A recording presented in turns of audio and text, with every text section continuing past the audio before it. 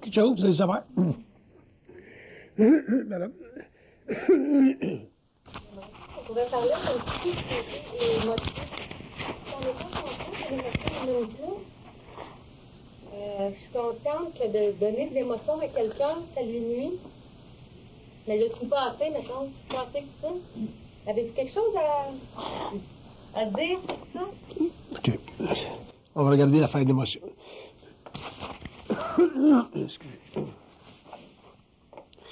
On va essayer. On va faire une lecture sur l'émotion. Ils disent, premièrement, l'émotion, ça vous nuit parce qu'elle n'est pas intelligente. Je ne parle pas de vous, là. Je parle de l'homme.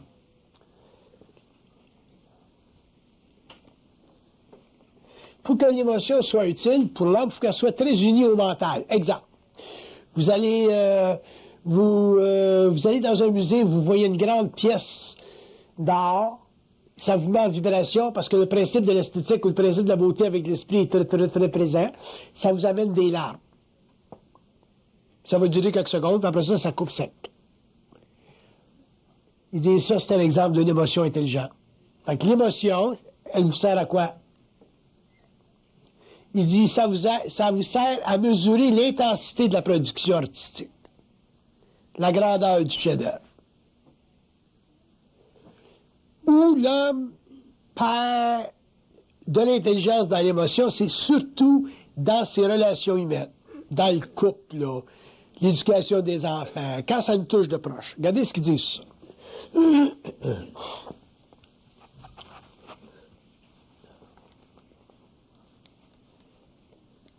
Il dit, dans vos vies intimes, il dit, vous utilisez l'émotion pour vous sécuriser. Fait que la femme, elle va donner beaucoup d'affection à ses enfants, beaucoup d'amour à ses enfants, mais c'est pour se sécuriser elle. Il dit ça, c'est pas intelligent. Parce qu'il dit peut-être que vos enfants ont besoin d'un petit peu moins d'affection pour être bâtis un petit peu plus solidement dans leur ego. Fait que pour eux autres, donner une affection comme ça, une surabondance d'affection à l'enfant, parce que vous vous sécurisez, vous, comme mère, il dit c'est pas une émotion intelligente.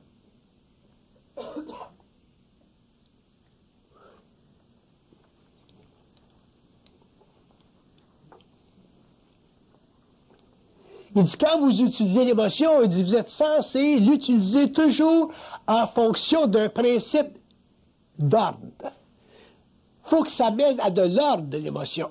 Si l'émotion amène à un désordre, c'est pas une émotion intelligente. Il faut que ça amène de l'ordre. Il faut que ça soit intelligent. Il faut que ça aille. Si l'émotion ne fait que supporter, puis supporter, puis supporter, éventuellement, c'est plus bon parce que vous empêchez l'autre de grandir.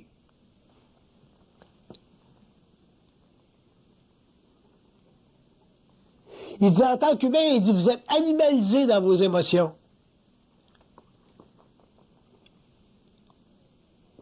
Il dit, vos émotions ne sont pas supportées par votre esprit.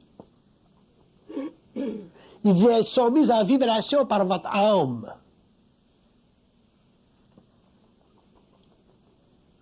Fait qu'il dit, à ce moment-là, vous perdez la valeur de votre émotion. Puis il dit, vous n'êtes pas capable d'aider l'autre à grandir. Il dit, en ce qui concerne vos émotions, il dit, vous êtes tout à l'envers sur la terre.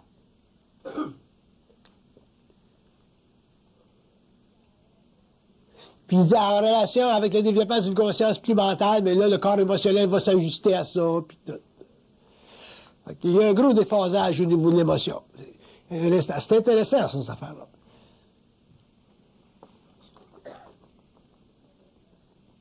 Il dit, l'émotion, c'est ce qui est de plus utilisé dans l'expérience de la conscience expérimentale sur la Terre pour faire divaguer l'homme et y faire vivre de l'expérience.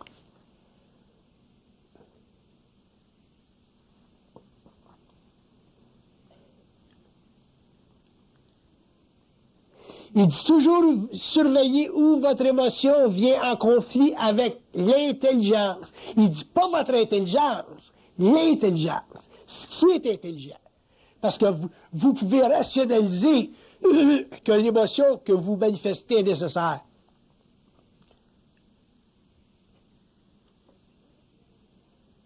Moi, je vous donne un exemple, mais c'est un exemple hors contexte. Moi, ma mère, quand elle est morte, j'attendais à savoir depuis très longtemps, pour toutes sortes de raisons. Quand elle est morte, j'étais allé à l'église, là, parce que ma famille était là, et ainsi de suite. Puis, je regardais ce qui se passait comme un petit peu comme un observateur, là, parce que je n'étais pas impliqué émotivement dans tout le phénomène. Tout d'un coup, j'ai une petite larme dans le coin de l'œil. Fait que j'ai dit, c'est quoi cette affaire de larme-là? Il dit, c'est pour la famille. Ça, c'est une émotion intelligente.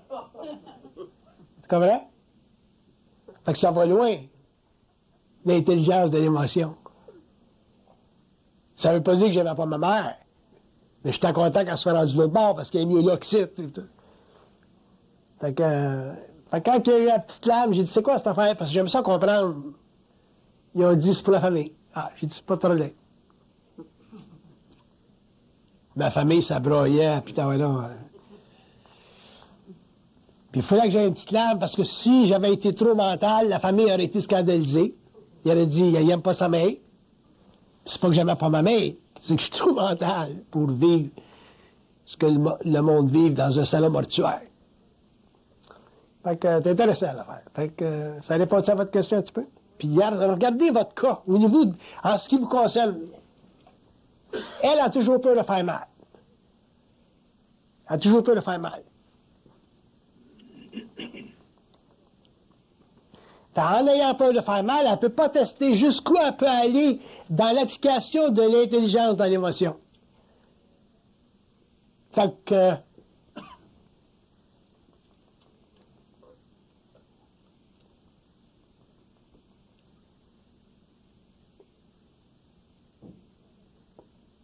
Fait qu'il dit ça devient difficile pour elle de mettre le point sur sa maturité émotionnelle. Ça, c'est le problème des parents, par exemple, qui élèvent les enfants. Les parents, ils ont tout peur. Ils ont peur de discipliner leurs enfants. Je fais ça à bonne affaire, je fais pas la bonne affaire, je vais appeler ma chum pour voir si je fais la bonne affaire, ou je vais lire un livre de pédagogie pour voir si je fais la bonne affaire. C'est un gros problème, l'émotion, chez l'être humain. Surtout dans l'éducation de nos enfants qu'on aime, et ainsi de suite. On le discipline-tu ou on le discipline pas, tu sais. Fait que ça fait toute partie de l'inconscience de l'homme, ça.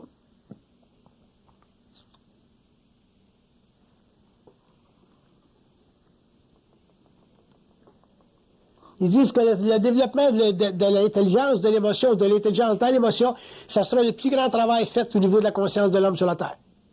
On parle de l'homme en évolution de conscience. C'est très intéressant, l'émotion.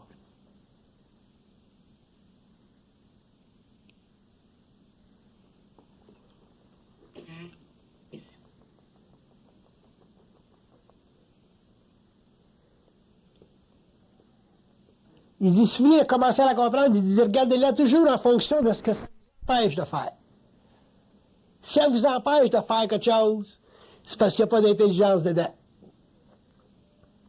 Si l'émotion vous empêche de discipliner votre petit gars, c'est parce qu'il n'y a pas d'intelligence dedans. L'émotion n'est pas censée vous empêcher de discipliner votre petit gars. L'émotion est supposée d'être la plateforme, la source de l'énergie, de colère un petit peu que vous avez besoin pour discipliner votre petit gars, puis ensuite rebalancer la vibration pour qu'il sente que vous l'aimez. Ça marche? OK. C'est quoi de l'ordre pour eux autres? De l'ordre? Oh, ça, c'est intéressant. Je viens à vous, M. Henry. C'est bien les choses de l'ordre.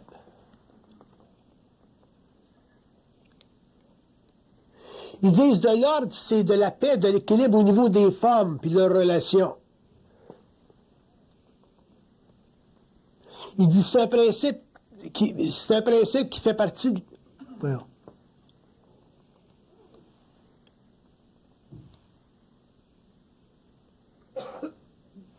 C'est un principe universel de l'esprit en relation avec ce qu'on appelle, nous autres, la beauté.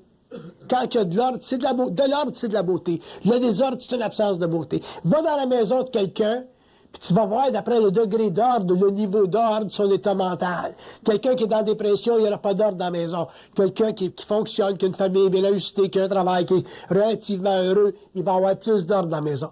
L'ordre, c'est connecté à la beauté. Il y a beaucoup de désordre maintenant dans notre civilisation. Pourquoi? Parce que la civilisation est extrêmement stérilisée. Il y a beaucoup de désordre dans la musique, il y a beaucoup de désordre dans le vêtement, il y a beaucoup de désordre dans tout le bruit. Donc, la beauté est une manifestation de l'ordre. Non, c'est pas une manifestation. C'est une mesure de l'ordre. Ouais.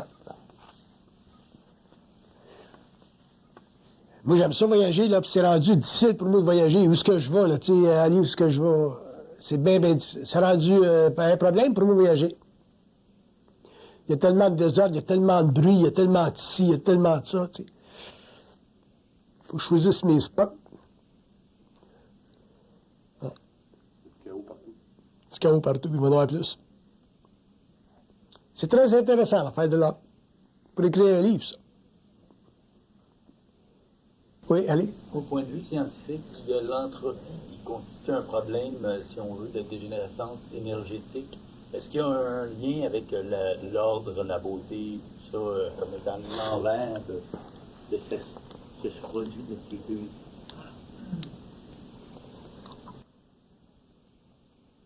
Il dit l'entropie, c'est pas tellement un problème de dégénération d'énergie. Il dit c'est un problème d'excrécence de l'énergie, parce que l'énergie, il faut qu'elle se manifeste. Puis elle se manifeste en perdant son niveau vibratoire élevé pour descendre vers le bas. Si on n'avait pas ça, il n'y aura pas d'échange. À ce moment-là, il n'y aura pas de différentiel. Puis en n'ayant pas de différentiel, mais on ne pourra pas bénéficier de l'énergie. Fait que c'est nécessaire. Ça fait partie des lois de la mécanique. T'sais. Mais au niveau de l'ordre, on a un problème parce qu'on est arrivé à un niveau dans notre civilisation où présentement, là, surtout après la Deuxième Guerre mondiale, on commence à vivre la destruction de la forme. La destruction de la forme, c'est nécessaire pour libérer l'homme, mais à un niveau inconscient. Le mouvement hippie des années 60, ça faisait partie de ça. Les Beatles, la musique, le rock, les changements extrêmes dans le vêtement, ainsi de suite. Bon, mais ça faisait partie de la libéralisation des mœurs. C'est nécessaire pour créer dans le monde une autre ouverture au niveau de l'homme économique, pour le libérer de ce qu'on appelait avant l'homme politique. La destruction des idéologies, ainsi de suite, qui ont extrêmement enfermé l'homme sur lui-même, puis l'ouverture de l'homme au niveau économique, là, ce qu'on appelle depuis ce temps-là la grande libéralisation. Alors, mais il y a un grand prix à payer pour ça, puis on paye le prix. On paye le prix. En tant qu'humanité, en tant que civilisation, on paye le prix. Ça va durer un certain temps, puis ça va s'ajuster, puis ça va revenir. Puis on va revenir éventuellement dans un nouvel ordre, d'autres modes un petit peu plus harmonisés, et ainsi de suite. Mais j'ai hâte que ça arrive. Où il y a de l'ordre, là où il y a un certain ordre, c'est dans la science des automobiles, là. La beauté des autos. On se récupère. Ça, c'est intéressant, la beauté des autos.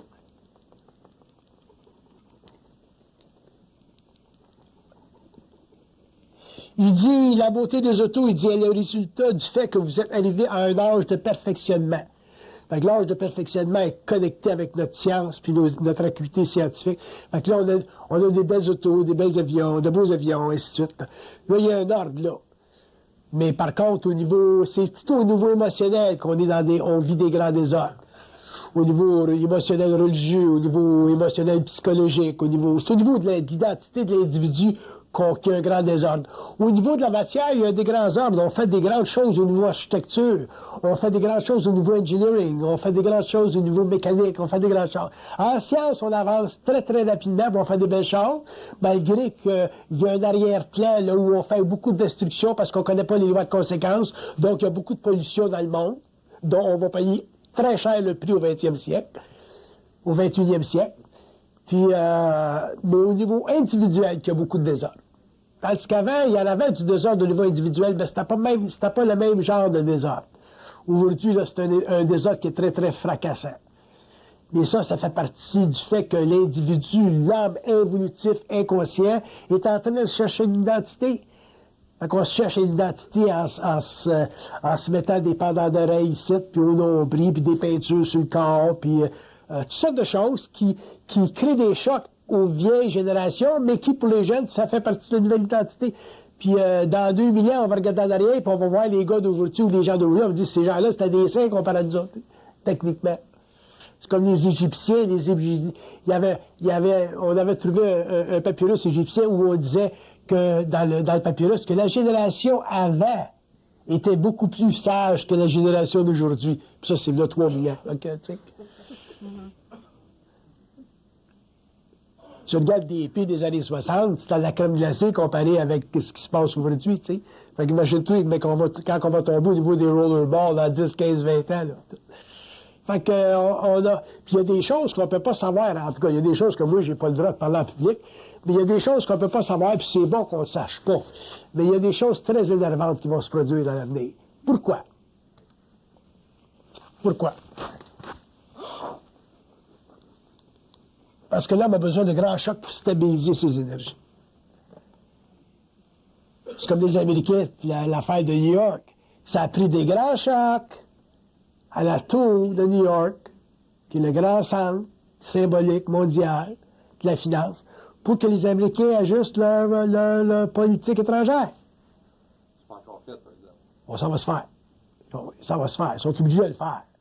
Parce que c'est pas des sans-dessins, les Américains. Là. On parle de l'élite. Là. Ils vont le faire. Puis les Américains, avec le temps, au lieu d'être une grande puissance, ils vont devenir un grand leader. Ça va être un grand leader. Là, ils sont une puissance. Un jour, éventuellement, ils vont devenir un grand leader dans le monde. Parce qu'ils ont trop de puissance militaire, là, ils ne peuvent pas partir, ils ne vont pas partir. Mais le choc, ça l'a ajusté. C'est dur de contrôler le pouvoir, c'est dur de maîtriser le pouvoir. Regardez-vous dans vos industries, là, quand vous êtes chef de corporation, chef d'un département à l'hôpital, chef d'un département des écoles. C'est très dur. L'ego a besoin du pouvoir pour se donner de l'identité. C'est la même chose au niveau des nations. Quand tu prends des pays comme les Américains qui sont extrêmement puissants, puis ce qu'on sait d'eux autres au niveau science aujourd'hui, c'est ce qu'on voit publier, là, ce qui est sorti, c'est pas ce qui se fait dans les laboratoires. La politique américaine, c'est de toujours être 5 ans en avant sur ce que le monde sait. Ça va donner une idée. Ils ont gardé le stealth bomber secret pendant 10 ans avant de l'utiliser dans le Desert Storm en Afrique. 10 ans. C'était caché dans les hangars à Los Angeles. Personne ne le savait. Fait que là, regardez, contrôler, avoir le pouvoir, avoir du pouvoir en tant que nation, c'est très difficile. C'est pour ça que les gens qui critiquent trop les Américains ne savent pas, connaissent pas, réalisent pas jusqu'à quel point c'est un grand peuple. Oui? Il y a beaucoup de satanisme dans le monde. C'est quoi la fonction du satanisme? C'est quoi le satanisme? Ouais. Ils disent que c'est une astralisation extrême de la conscience humaine. C'est l'astralisation extrême de la conscience humaine en relation avec des entités de basse vibration. Puis la raison que ça existe, le satanisme, c'est parce que... C'est quoi son but final, son objectif?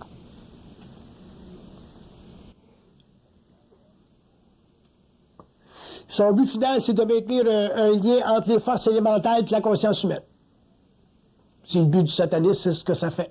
Ça maintient, c'est comme le satanisme, c'est un petit peu comme un fil électrique. Ça fait une connexion entre l'homme, entre l'ego, celui qui pratique le satanisme, ou les sectes qui pratiquent le satanisme, puis les forces élémentaires. Est-ce que c'est bon, le satanisme, ou pas bon?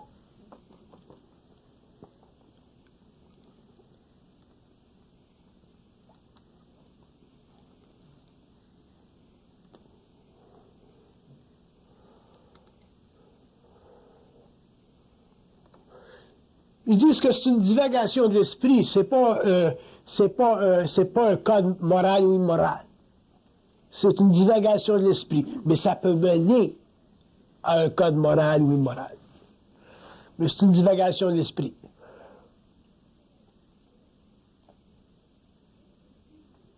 C'est intéressant. Ça pose-moi d'autres questions là-dedans. C'est bien intéressant. T'as d'autres questions? Et voilà. Dans cette année, tu fais intervenir des facultés humaines, comment tu perçois ça en haut?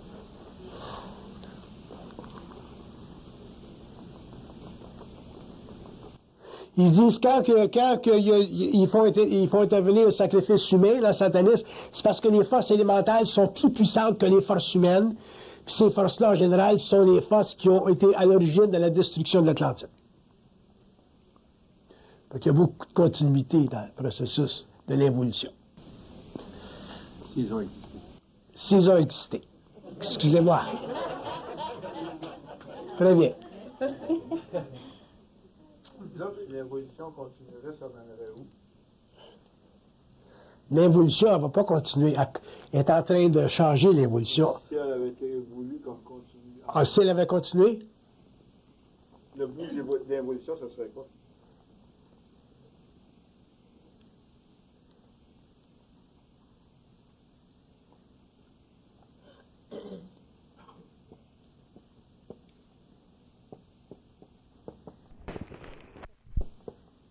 je comprends pas ce qu'ils veulent dire.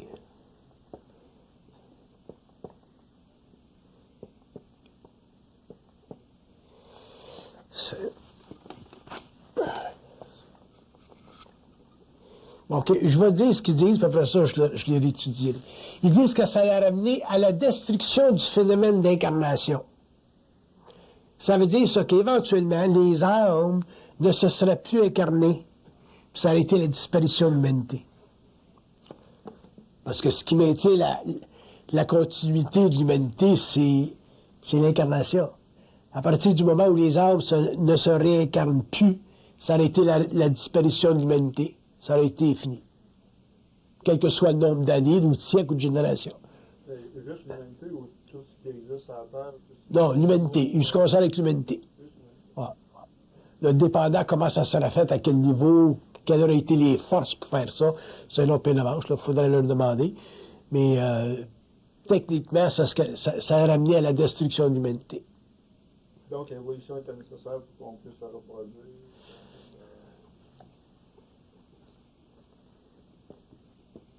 Il dit l'évolution, c'est nécessaire pour le développement de l'ego, puis l'évolution, c'est nécessaire pour le retour à notre source. Parce que l'homme doit passer un jour à une conscience mononcielle. Conscience mononcielle, ça veut dire que tu es conscient, mais tu n'es pas dans ton corps physique. Tu es conscient. Tu es conscient ailleurs. Pourquoi, à ce moment-là, il y a une conception de l'ego? Pardon? Pourquoi il y a une conception de l'ego? Il y a une conception de l'ego parce qu'on n'est pas suffisamment unifié aux autres. L'ego, notre ego, c'est une partie de notre esprit, mais qui n'est pas conscientisée. Donc, une fois que cette partie-là de l'ego est conscientisée, mais l'ego devient transparent, à ce moment-là, tu as une fusion, c'est-à-dire une unité entre le mortel et eux autres. Autrement dit, l'homme retourne à son principe universel. Là, à ce moment-là, il peut passer à un autre niveau de conscience, qui est la conscience mononcielle. Puis à ce moment-là, il n'y a plus besoin d'habiter un corps physique. Il n'y a plus besoin de vivre ou d'évoluer ou de créer une civilisation à la surface de la Terre. Il en crée une à l'intérieur de la Terre. Mais pourquoi tu as toujours se référer à la matière? Pourquoi ça ne sert pas dans l'invisible? Bien, au niveau mononciel, c'est dans l'invisible. Mais pourquoi l'ego est venu physiquement sur la Terre? Pourquoi tu as l'ego? L'ego, c'est le résultat d'une construction psychologique qui est née du fait que, avec le temps, l'âme s'est imprimée suffisamment pour que le mental se développe et produise ce qu'on appelle la réflexion. C'est ça, l'ego. Avant ça, il n'avait pas. Mais ça, c'est parce que l'homme avait un contact avec les plans. Même si l'homme était inconscient, il avait un contact avec les plans. Ce contact avec les plans, c'est ce qu'on appelle la pensée. Le chien n'a pas de ça. L'animal n'a pas de ça. La seule différence entre un animal et nous autres, c'est que l'animal n'a pas de contact avec un ajusteur de pensée. Eux autres, les animaux, ils ont une conscience collective. Ça va te venir? Que les animaux vont avoir un contact avec l'ajusteur de pensée? Non. Non. Donc, les animaux sont là juste pour le plaisir de l'homme? Non. Non. Pour l'équilibre terrestre?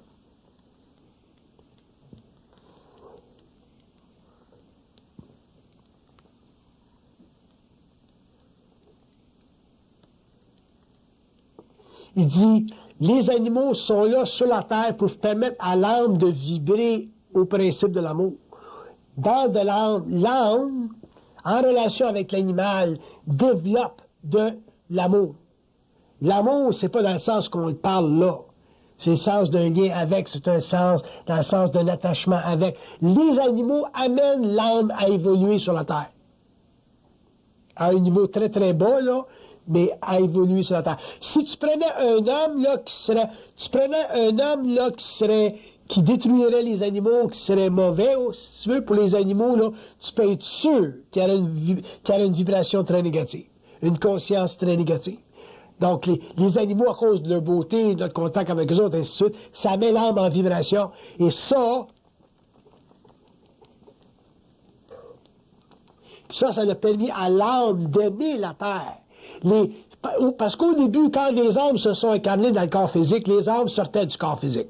Ils s'incarnaient, ils partaient. Ils s'incarnaient, ils partaient. Mais avec le temps, les animaux, la vie, la sexualité, tout ce qui fait partie du phénomène de la conscience expérimentale sur la Terre, au niveau de tous les royaumes, ça a gardé l'âme dans le corps physique. C'est ça qui a permis, c'est comme ça que l'âme a été attrapée. Donc les animaux ont eu un rôle à jouer dans l'attrapement de l'âme sur la Terre, comme la sexualité a eu un rôle à jouer dans l'attrapement de l'âme sur la Terre, puis comme la nourriture a eu un rôle à jouer dans l'attrapement de l'âme sur la Terre. C'était pas facile au début d'empêcher l'âme de sortir du corps. D'ailleurs, ça a été un des grands problèmes qu'ils ont eu ça pour à peu près 2 700 000 ans, eux autres. Pendant 2 700 000 ans, là, il y avait de la difficulté à ce que l'âme rentre dans le corps, puis qu'elle reste là, puis qu'elle vive son timing. Quitte à sortir plus tard. Pas nécessairement mourir, mais quitte à sortir plus tard. Mais au début, ça rentrait, ça restait 10 minutes, puis ça ressortait. Ça rentrait, ça restait 2 jours, ça sortait. Fait que là, avec le temps, ça s'est stabilisé. Puis après ça, il y a eu le phénomène de la mort. Puis le phénomène de la mort, c'est la cristallisation de cette sortie-là. C'est pour ça qu'à cette heure, en général, tu peux plus sortir quand tu veux. Là, à moins que tu te fais suicider, là, tu sors quand tu veux. Mais pour faire ça, c'est parce que tu étais très astralisé. Mais normalement, là, quand tu es dans ton corps physique, tu sors pas quand tu veux. Tu sors quand c'est le temps, tu es bien malade, puis ton corps éthérique se dissout, puis ton corps astral se dissout. Autrement dit, la connexion avec le corps physique se brise. Là, tu sors. Là, tu es ce que tu appelles mort, autrement dit, tu es sur un autre plan. Mais tu fais pas ça quand tu veux. C'est ça qu'il voulait. Parce qu'il fallait que l'ego se développe.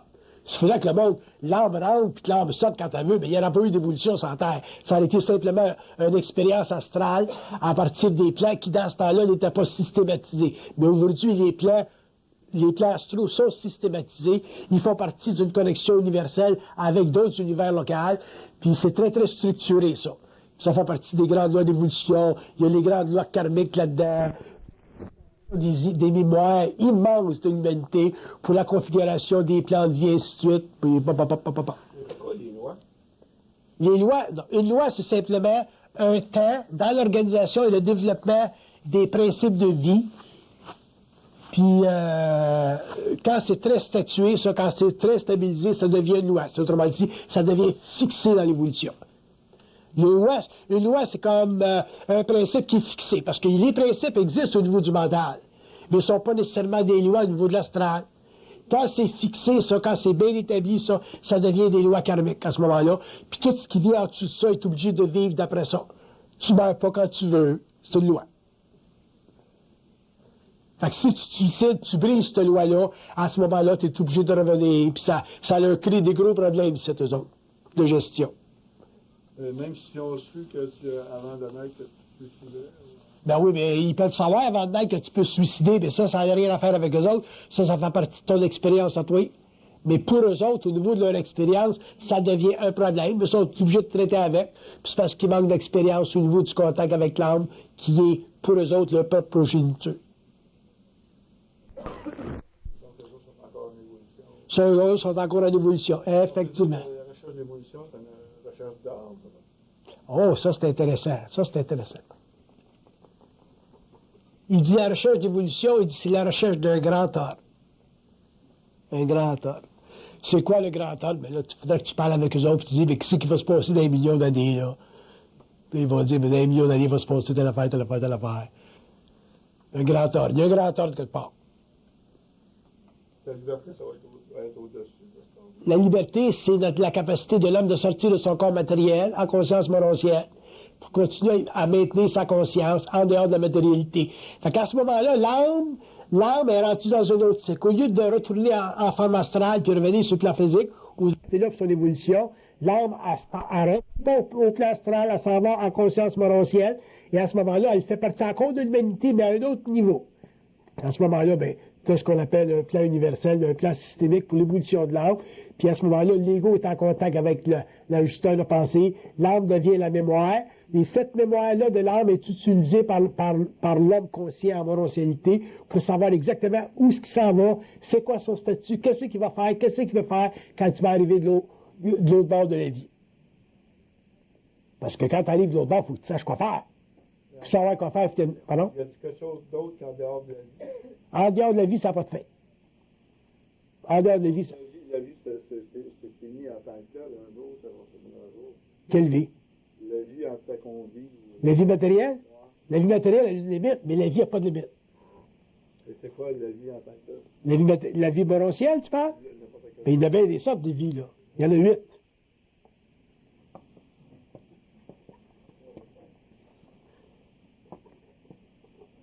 Les dernières vies, là, pour la Terre. Pour l'homme de la Terre, la dernière vie, c'est la vie morontielle. Les autres, on ne va pas parler de ça, là, on ne parle pas des animaux. La dernière vie sur la Terre, là, pour l'homme, c'est la vie morontielle. Cette vie-là, une fois que l'homme va rentrer dans cette vie-là, l'homme, à ce moment-là, va avoir ce qu'on appelle une conscience systémique. C'est-à-dire qu'il ne sera plus humain, il va être surhumain, mais il ne sera plus matériel, il va être totalement métaphysique, dans le sens que son corps éthérique, ça va être son véhicule, comme aujourd'hui, son corps physique, c'est son véhicule. Fait que c'est un autre stage d'évolution. Puis ça fait partie d'un autre niveau de vie. À ce niveau de vie-là, l'homme va pouvoir voyager dans le cosmos à volonté.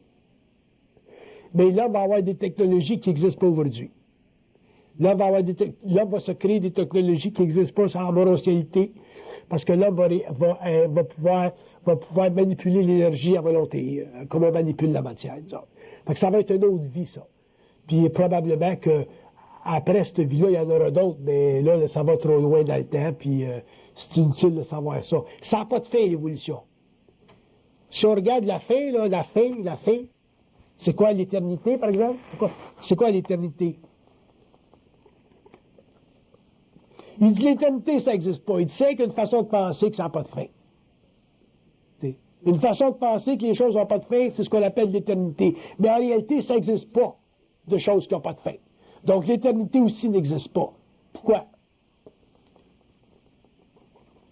Parce qu'il dit tout est en vibration. Tu ne peux pas arrêter un atome, tu ne peux pas geler un atome, tout est en vibration. Il y a des systèmes atomiques très, très, très grands, très vastes qui peuvent être arrêtés, qui peuvent être gelés. Mais sur le plan individuel, sur le plan conscience atomique, ça ne s'arrête pas. Fait que c'est des concepts humains, ça, qu'on peut transférer dans une mathématique, c'est des concepts humains qu'on peut transférer dans une métaphysique, c'est des concepts humains qu'on peut transférer dans une psychologie investigative ou dans une psychologie cognitive, mais ça n'a rien de réel. Ça fait partie des étapes psychologiques du moi qui veut saisir une infinité quelconque. C'est pour ça que les gens qui ont une certaine fusion, comme moi, par exemple, pour les protéger de savoir, ne peuvent plus penser. C'est pas que penser, c'est pas bon, c'est que penser, c'est plus nécessaire. Fait que quand penser, c'est plus nécessaire, le savoir devient instantané. Fait qu'à ce moment-là, ben, tu peux décrire les lois universelles, mais sans être obligé de les comprendre. C'est un petit peu ma situation. Moi, je comprends rien, mais je sais tout. Je suis bien de même. Mais savoir tout, ça veut dire simplement avoir accès à un certain niveau d'information qui fait partie de la communication télépathique que j'ai avec eux autres.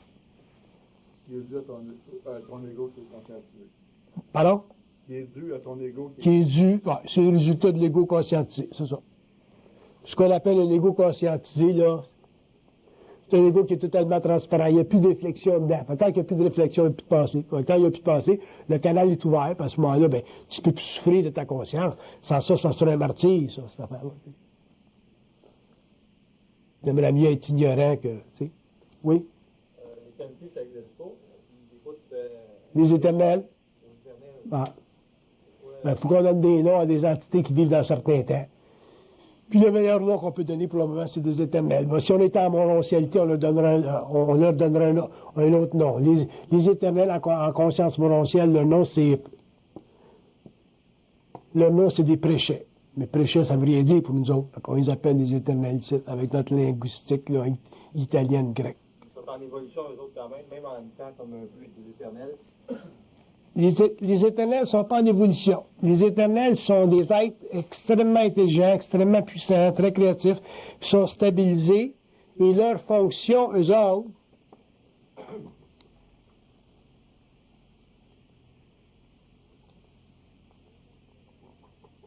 leur fonction, leur grand job, c'est que les lois cosmiques ne soient pas bousculées. Exemple, la Terre tourne autour du Soleil. Il ne faut pas que ça soit bousculé, ça. Si la Terre arrête de tourner autour du Soleil, on va avoir des gros problèmes tout à l'heure. Fait que, à ces niveaux-là, leur job au niveau science, parce que c'est de la grande science, c'est de maintenir l'équilibre au niveau des systèmes gravitaires. Ça, c'est leur job. Fait que ça c'est des jobs un peu des éternels. Puis ils ont des grands jobs de même. C'est des travaux de grande envergure. Fait que ces êtres-là ne sont pas en évolution, c'est correct.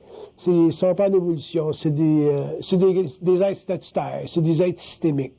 Puis ils sont très, très importants, ces êtres-là, parce que s'ils n'existaient pas, il y aurait des grandes configurations astronomiques dont on serait victime, nous autres, dans le sens que, par exemple, on aurait des planètes qui viendraient frapper notre système, on aurait des comètes qui viendraient frapper notre système, des comètes dangereuses, puis il faut que ça soit contrôlé à partir des plans, ça.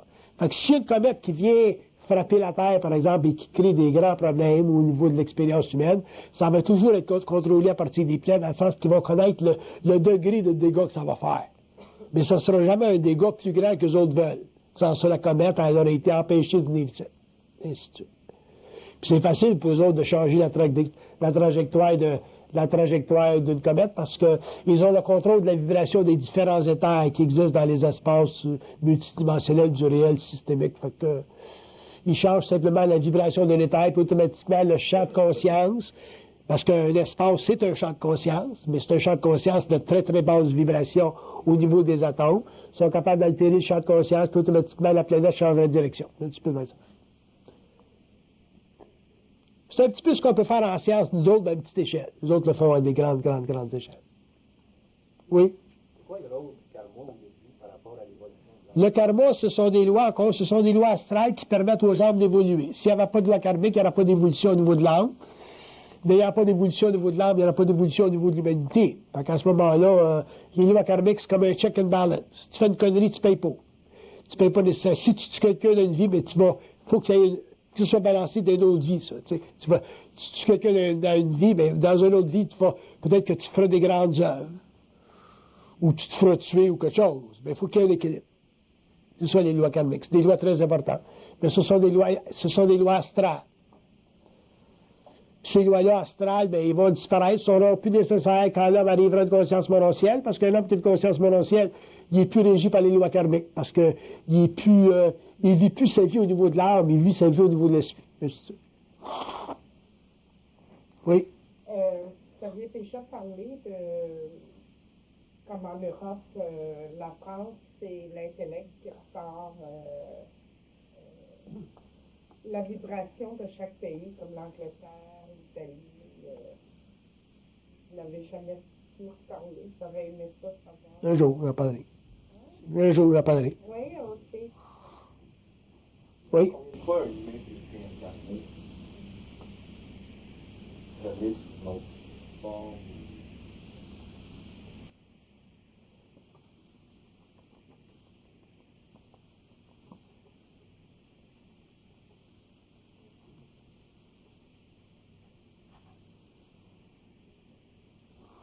Ils disent qu'ils ne veulent pas qu'on ait d'idées numériques sur ça.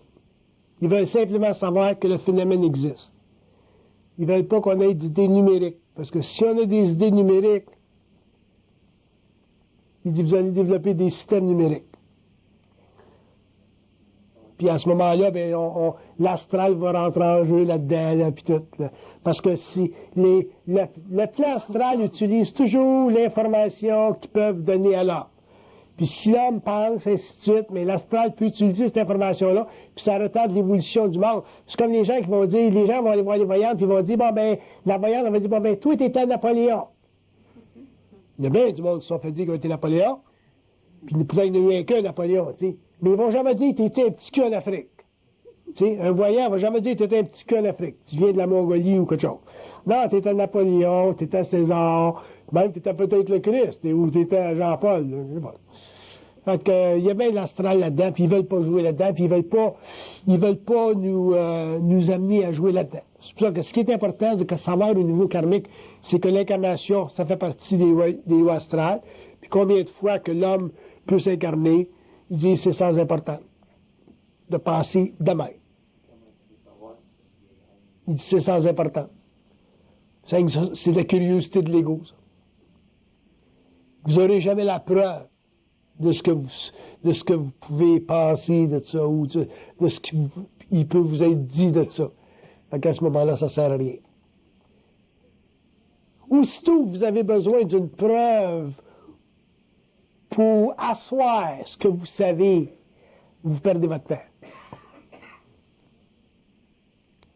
C'est pour ça que quand l'homme va passer de l'évolution à l'évolution, la curiosité, ça ne fait plus partie de son mental.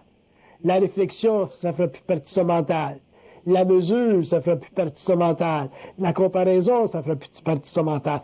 Fait qu'à ce moment-là, l'homme va être libre, au niveau psychologique, au niveau psychique, de savoir des choses, sans pour cela créer des formes qui astraliseraient sa conscience. Fait que c'est toute sorte de protection pour nous autres. Même si on n'aime pas ça, dans le temps, éventuellement, on y voit ça. Oui? Lorsque vous parliez de la mort, est-ce que lorsqu'un humain meurt, le fait de faire brûler ou de faire enterrer, au niveau de son énergie, ça change? Pas de problème. Ça change rien? Non. Non. Du moment que vous attendez 3 jours.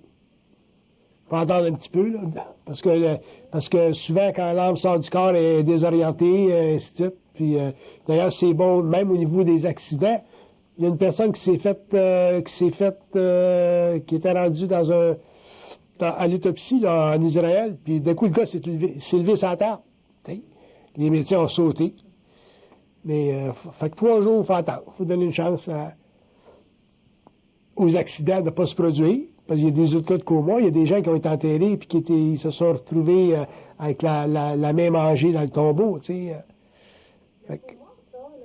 Le coma, c'est la suspension du corps éthérique. Fait que quand le corps éthérique est en suspension, mais tu as l'impression d'être mort, mais tu es là. Et beau? Tu es sur le plan éthérique. Tu fais rien.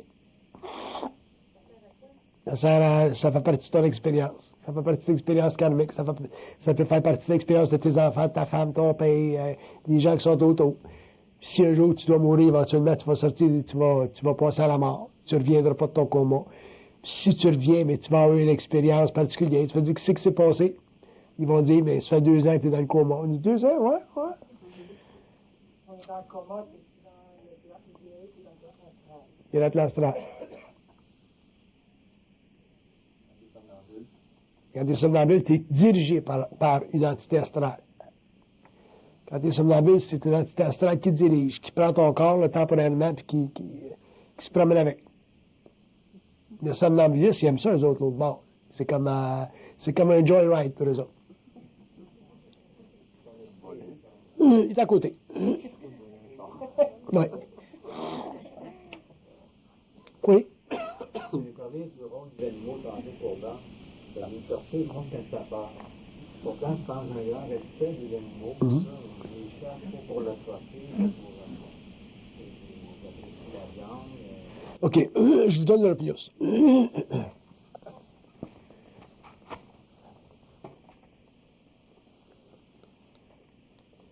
Je vous donne les différents. Il dit, premièrement, chasser, c'est pas un problème parce que les animaux n'ont pas d'ego. OK? Chasser avec le temps, ça devient un problème pour l'homme. Parce que l'homme devient trop sensible.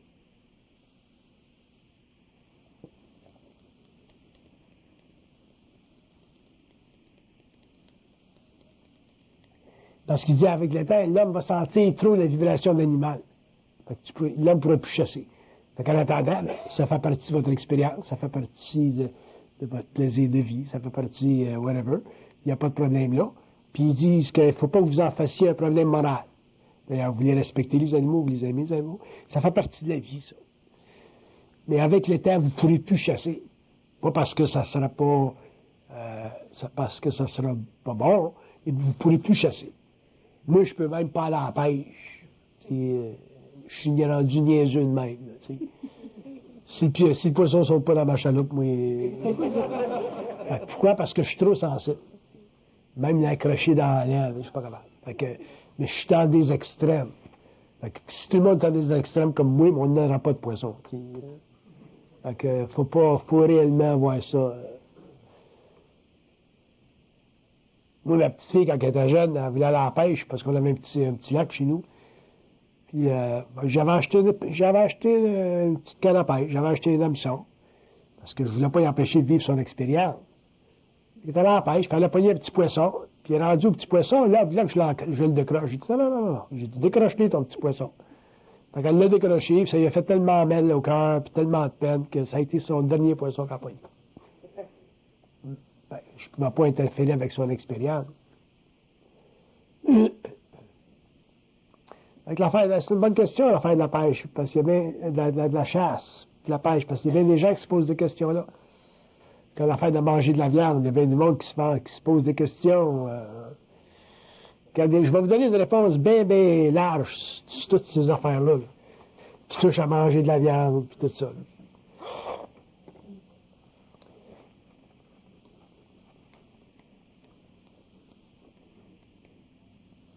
Il dit, sur le plan matériel, il dit, vous avez la tendance à spiritualiser tout ce que vous faites.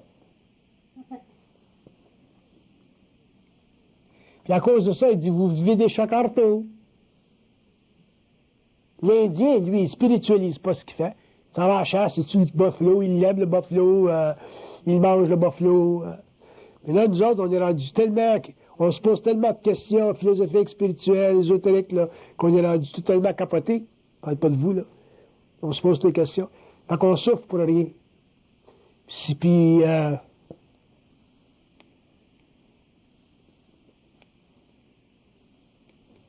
il dit les questions que vous posez, ça fait encore partie de l'évolution de la conscience humaine, ça. Fait que c'est normal. Mais il dit, avec le temps, vous allez apprendre que votre vibration, elle va changer, puis un jour, vous ne pourrez plus aller à la chasse. C'est là que ça va résoudre votre problème. Fait qu'en attendant, ben, chassez, puis prenez-en un bon. Manger de la viande. Manger de la viande, c'est la même affaire. Il dit, ça fait partie des conditions de la civilisation, ça. Puis il dit, vous ne pouvez pas vous sortir des conditions de la civilisation. Il dit, il y a un karma animal là-dedans, c'est sûr.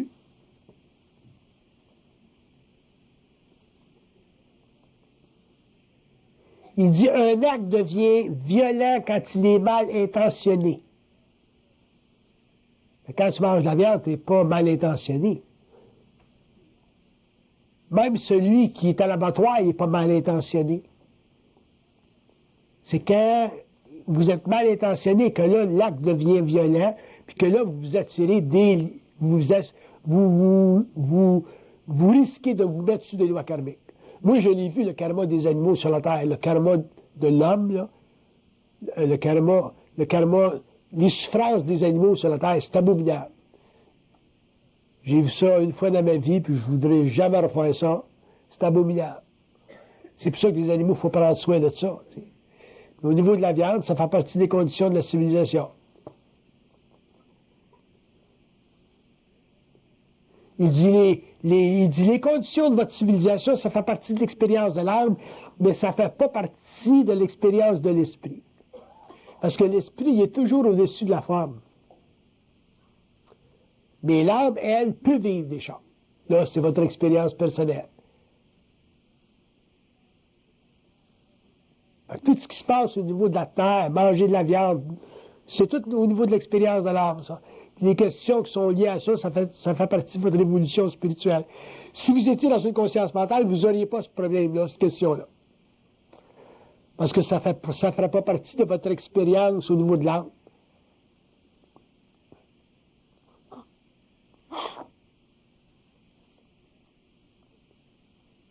Il y a bien des gens qui se posent des questions sur ça.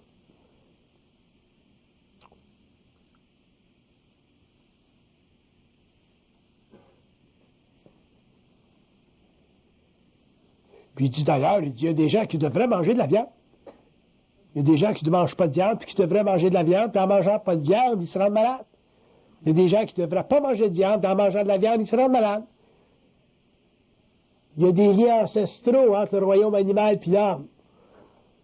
Il y a eu des périodes dans l'évolution de l'humanité où l'homme a développé un certain type de sang parce qu'il faisait partie d'une société agriculturelle. Une autre phase, l'homme faisait partie des sociétés de chasseurs, donc il a développé un lien pour la viande. Ça fait toute partie de la génétique. Donc, tu as un type de sang qui est connecté à ça. Si vous allez contre ces lois fondamentales biologiques-là, même là, vous allez vous rendre malade. Fait que ça prend beaucoup de discernement dans la vie aujourd'hui, parce qu'on est confronté constamment avec des dilemmes, puis un questionnement par rapport à la valeur spirituelle qu'on recherche et les attributs de la forme. Fait que, cassez-vous pas trop la tête, là. Sans ça, vous allez être malheureux pour rien. Puis vous allez manger du poisson quand vous devriez manger de la viande. Oui? Moi, j'ai des miniers de 3 milliards. Dites-moi pas c'est Ramsès II. Allez. J'ai dit d'enfants. Je vous réponds. C'est une question personnelle. Je vous répondrai pas à ça tout de suite. On se répondra ça tout seul. Ça ne regarde pas le monde. Question générale. Pour tout le monde. Jamais des questions personnelles. Je répondrai jamais. Oui. J'essaie de faire le lien avec la dernière conférence. La conférence ici, tu as parlé tout à l'heure que dans 700 ans, tout à l'heure, que là, l'homme va perdre son corps physique, il va être comme... L'homme, quand je parle de l'homme conscient, là, mon ancien dit. Il va être dans le centre de la Terre, là, en forme morontienne. Oui. Puis la dernière conférence, tu as dit que normalement, un plan de vie bien fait, quelqu'un qui meurt pour se réincarner, c'est à tous les 700-800 ans. Ça veut dire que, si on fait un lien, que ceux, exemple, la plupart des gens continuent qui meurent ou en mourant là, dans 100 ans, là, ils s'incarneraient tous comme dans 700-800 ans. Puis là, c'est le prochain système de vie. Vous pouvez pas faire d'analogie. Là. Je parle de l'humanité. Là. Je parle de l'homme conscient. Là, OK. Une autre question? Oui? C'est quoi la maturité émotive? Ah, ça, c'est des questions intéressantes. La maturité émotive, c'est celle qui ne vous fait pas souffrir. Quand vous souffrez au niveau de l'émotion, automatiquement, il y a un manque de maturité parce qu'il y a un manque de connexion entre l'émotion et le mental. Fait que si vous êtes bien sensible, bien, c'est facile. Si vous êtes trop sensible, bien, c'est facile pour vous de souffrir au niveau émotionnel. Puis à ce moment-là, bien, pour eux autres, c'est un manque de stabilité entre le corps mental et le corps émotionnel. Fait que ça crée ce que vous appelez le manque de maturité émotive. Plus l'homme va devenir conscient, plus ça va stabiliser ces deux énergies-là. Puis moins l'émotion va affecter sa conscience, donc son comportement psychologique, ses réactions, ses relations, et ainsi de suite. L'homme souffre beaucoup à cause de son émotivité. Je parlais dernièrement à deux homosexuels, là. Puis il y en a un qui me disait, c'est incroyable, je l'aime tellement. Il dit, je suis en train de me rendre malade. Tu sais? Bon, j'ai dit, tu te rends malade parce que t'es passé mûr, t'es comme un petit enfant, ça c'est un homme de 45 ans, tu sais, j'ai dit, tu te conduis comme un petit gars de 17 ans. J'ai dit, laisse-les vivre. Ben ouais, mais il dit, si je le laisse aller, il va aller se trouver quelqu'un d'un club. Ben ouais, mais j'ai dit, ça fait partie de son feu, ça fait partie de son fun, ça fait partie de son plaisir. J'ai dit, tu le sais, des clubs d'homosexuels, pour les homosexuels, c'est des églises. C'est un free-for-all pour eux autres, c'est le fun. C'est plus stabilisé aujourd'hui, mais pour eux autres, c'est une église. C'est une communauté, c'est là qu'ils rencontrent leur partenaire. Puis j'ai dit, un homosexuel, souvent, ça en cherche toujours un autre, parce qu'ils ne sont jamais satisfaits. Ben, j'ai dit, tant que ça ne serait pas stabilisé entre toi et lui, mais j'ai dit, tu vas souffrir pour rien. Il dit, ah oui, c'est une vraie vache. Ben oui, c'est une vraie vache. J'ai dit, garde les thèmes que tu utilises, là, c'est une vache. J'ai dit, c'est plein d'émotions là-dedans. Je comprends que tu souffres. Par contre, est toujours dû à la non-compréhension ou à l'inconscience? La souffrance est toujours due fondamentalement à de l'inconscience. L'inconscience, ça mène à la non-compréhension. Puis la non-compréhension, qui souvent est difficile à changer. Vous êtes très, très manipulé, l'homme, dans l'émotion, à travers l'émotion. Beaucoup de manipulation dans le mental. Si vous regardez la connexion entre vos émotions et la mentalité ou les pensées que vous pensez quand vos émotions sont troublées, c'est abominable. Ils peuvent vous passer n'importe quoi par le cadran. Puis là, vous souffrez, c'est sûr. Parce que l'homme a passé de conscience. L'homme s'est passé, l'homme n'est pas conscient de la manipulation. Fait qu'il faut faire bien attention dans une situation où vous souffrez émotivement, parce que c'est là que vous êtes utilisé comme cobaye au niveau de l'évolution. Que vous en rendiez compte, ou que vous en rendiez pas compte, l'homme est utilisé comme cobaye. Fait qu'à ce moment-là, il y a toutes sortes d'impressions qui s'enregistrent au niveau de l'âme. Puis l'enregistrement des impressions au niveau de l'âme, c'est un catalogue universel, ça, c'est vaste. C'est infini, cette affaire-là. Puis c'est très nécessaire pour l'évolution des plans de vie. Ça leur sert tout. Il n'y a rien qui est perdu dans l'expérience de l'homme au niveau des plans subtils. Seulement, nous autres, c'est nous autres qui payent le prix là-dedans. C'est nous autres les vaches à lait là-dedans. C'est nous autres les boucs émissaires. Les portes de sortie, c'est la réalisation qu'on est très manipulé lorsqu'on est mis en vibration émotionnelle. C'est là qu'il faut qu'on se watch. Voir la game, il faut qu'on la voie, la game. Regardez-les ce qui se passe dans vos pensées quand votre chum vient de vous laisser, ou votre femme vient de vous laisser, ou votre mari vient de se trouver une petite popoune. Regardez ce qui se passe dans votre mental. Les crises de jalousie que vous vivez. Parce que là, ils vont vous charrier. Puis ça dépend avec qui ce que vous êtes connecté de l'autre bord. Si vous êtes connecté avec une entité astrale de basse vibration, là, ils vont vous charrier. C'est là qui vous amène à vivre des grandes dépressions, des grandes crises, puis à devenir suicidaire. C'est des entités astrales, ça, qui amènent l'homme à devenir suicidaire. L'ego, ça ne se suicide pas tout seul. Fait que checkez ça, les émotions.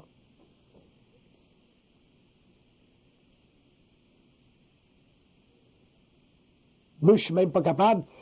Moi, si j'étais avec une femme, je serais jamais capable d'y exprimer mon amour comme vous autres vous le faites. S'il faudrait que j'exprime mon amour à une femme comme vous autres vous le faites, là, ben, je deviendrais malade. Faut que j'en donne, faut que je le dise un petit peu, là, faut que j'en donne un petit peu. Mais vous autres, je serais pas capable. Je me mettrais bien trop en vibration. Je passerais mon temps à pleurer. Des déclarations d'amour que j'entends souvent, là. Moi, je me saoule. Ça, c'est sûr.